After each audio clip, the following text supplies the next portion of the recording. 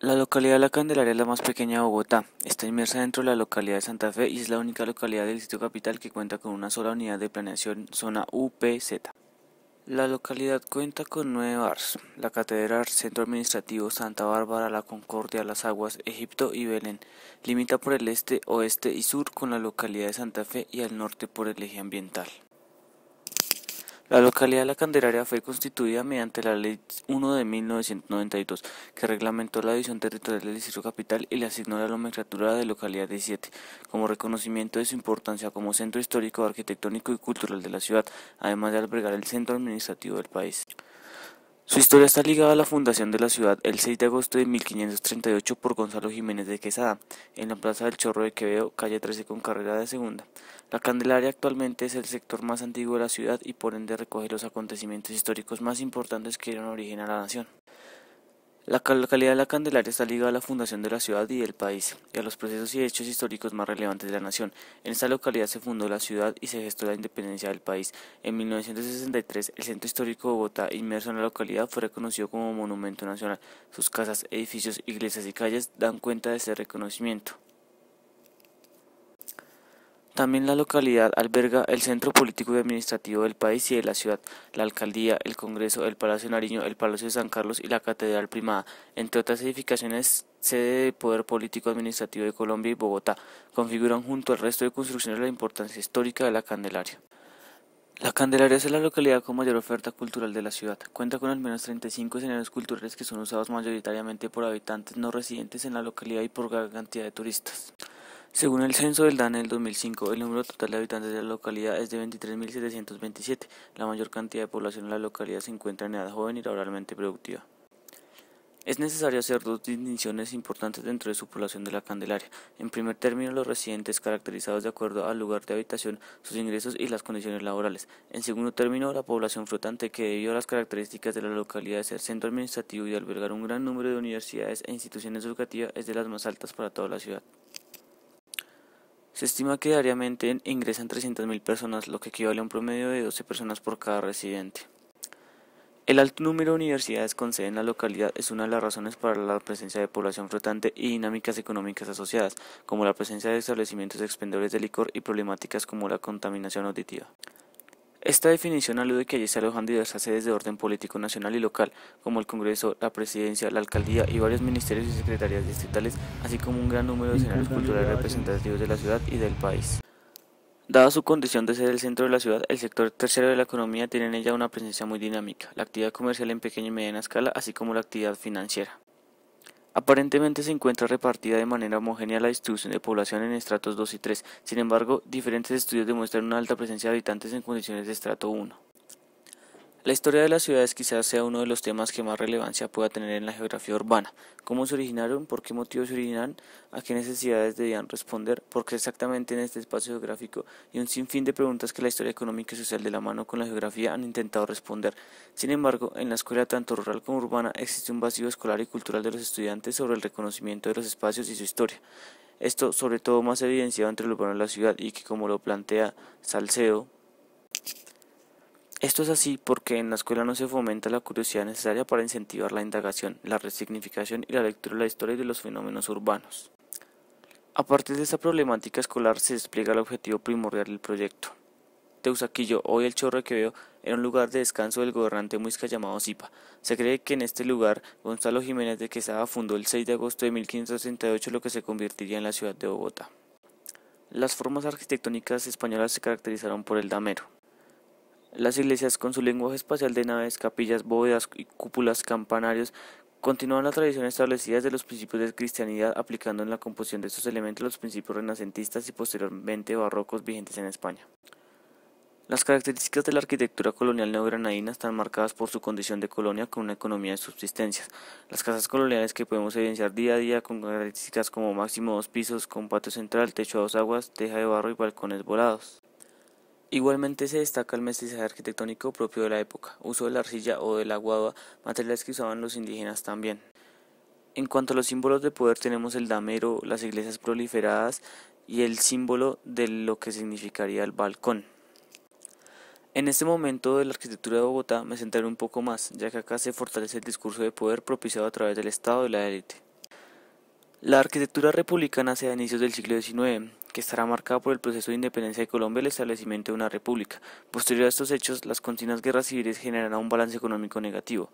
Precisamente por estas condiciones, las pocas obras arquitectónicas de alguna envergadura que se acometen estarán marcadas por un altísimo grado de significación, en su mayoría realizadas por extranjeros. La arquitectura para la época tomó un rigor lingüístico que, de la mano con lo racional y lógico, se debía plasmar el orden y severidad de su discurso. El rigor lingüístico no solo era visto desde la simetría y la espacialidad, sino desde el nivel decorativo. Este lenguaje culto fue influenciado por Europa, sobre todo de Francia, ya que, como Carlos Muñoz lo menciona, París y Londres como centros dominantes constituían el paradigma de la nueva ciudad y representaban modelos a seguir tanto en lo urbano como en lo arquitectónico, cultural, político y económico. Lo más curioso de estas nuevas formas arquitectónicas dadas en la transición del colonialismo al republicanismo es la intención de su mensaje. Estas características arquitectónicas de materiales y sobre todo de decoración propiciaron un discurso de poder muy dado hacia la burguesía naciente y la clase política dominante. Para explicar este discurso arquitectónico me baso mucho en dos textos que son La arquitectura como símbolo de poder de Albert Elsen y Stanislaus von Moos y el texto Arquitectura y Estado, contexto y significado de la construcción del Ministerio de Obras Públicas Colombia 1905 y 1960 del autor colombiano Carlos Niño Murcia. Como anteriormente lo mencionaba, esta forma arquitectónica se dio en los edificios en los que el Estado invirtió dinero. Los edificios clásicos representarían la razón invocada y el progreso no ya logrado, sino que pretendían alcanzar un lenguaje oculto, perenne al que se le atribuía a las grandes civilizaciones.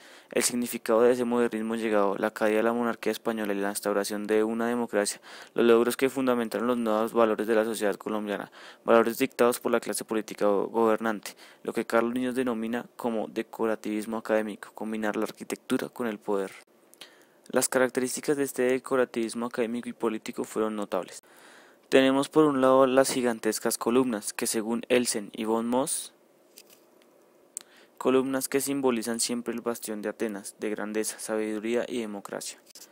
Por otro lado, Carlos Niños nos explica lo que podría ser la noción del templo civil, que para Bogotá sería el Capitolio Nacional y posteriormente la Casa Nariño del Palacio de Justicia. Estas edificaciones como el Capitolio Nacional tendrían ciertas características. Esta entrada ya no tenía dos columnas sino grandes pilastras que logran la transparencia y elegancia de la columnata, incrementó su altura y se alzó al tamaño que exigía el templo civil, además que Elsen y von Moos relacionaron el pórtico como un objeto de poder, ya que desde el antiguo Egipto empezaron a erigirse como un atributo de riqueza económica y poder político, ya que entre más pisos hubiesen, más se podían jerarquizar desde abajo hacia arriba. Las formas de las escaleras y las decoraciones eran más detalladas entre más pisos iban subiendo. Se hacen ya enormes ventanas que propiciaban toda vista hacia abajo. La delicadeza del cristal y el tamaño del ventanal combinaban un discurso basado en la vista, mirar para abajo a los inferiores y que los de la calle miraran arriba como sus superiores, en un lugar al que probablemente nunca iban a poder ingresar. Simbolizan lo mismo que en las casas coloniales, pero en el caso del republicanismo, en los edificios eran balcones con detalles hermosos, con una decoración tallada y unos símbolos que hacían ver la calidad del material y la dedicación tan alta como lo veremos en la siguiente imagen. Símbolo del acercamiento a la perfección que solo el Estado y la burguesía se dedican a producir a través de estos detalles. Es muy normal observar símbolos como inmensos jardines simétricos, leones, águilas, pilas de agua, monumentos y placas conmemorativas, pinturas en la pared, vitrales como el del salón elíptico, formas circulares en las fachadas, techos, decoraciones, etc. Cornisas, mármol, pilastras, yeso, molduras, barandas, cenefas, pinturas, luz, aire, ventilación, iluminación artificial y nuevos servicios sanitarios. Todo esto, según Carlos Niño, como un discurso reproducido allí que se asociaba al estilo y al confort desde una renovación lingüística y mejoras en el modo de vida para hacer sentir a las personas en un verdadero palacio, en un templo. En cuanto a las viviendas, Carlos Niño nos decía que se levantaban según el esquema colonial de zaguán, patio y solar, con los materiales corrientes, pero con un enriquecimiento formal en puntos específicos como portones, ventanas, canceles y barandas. En estos elementos hábiles artesanos y la nueva capacidad de pago de sus moradores produjeron una decoración profusa, ecléctica y original. Era ya conocida hacia 1930 como una nueva manera de mirar el mundo edificado, acompañada con nuevas nociones de participación social, especialmente en el mejoramiento de la condición habitacional de la población. El siglo XX significó un cambio radical en las tendencias del arte y la arquitectura. El surgimiento de la arquitectura moderna se caracterizó por una ruptura entre el academismo y los jóvenes arquitectos del principio de siglo. Los segundos veían en la industrialización y las nuevas tecnologías un potencial enorme para desarrollar nuevas formas de expresión y pensamiento. La arquitectura debía redefinirse en la era industrial y crear un estilo para el siglo XX basado en los desarrollos tecnológicos de construcción y utilizando nuevos materiales como el concreto armado, acero, vidrio y materiales sintéticos. La Universidad Nacional de Bogotá jugó un papel fundamental en la formación de los arquitectos, por una parte con la creación de la Facultad de Arquitectura en 1936 y con la orientación de algunos de sus profesores europeos como Bruno Violi y Leopoldo Roder, grandes impulsores de los principios modernos. Algunos arquitectos de la Universidad Nacional y extranjeros son conocidos por estas obras en el centro de la ciudad.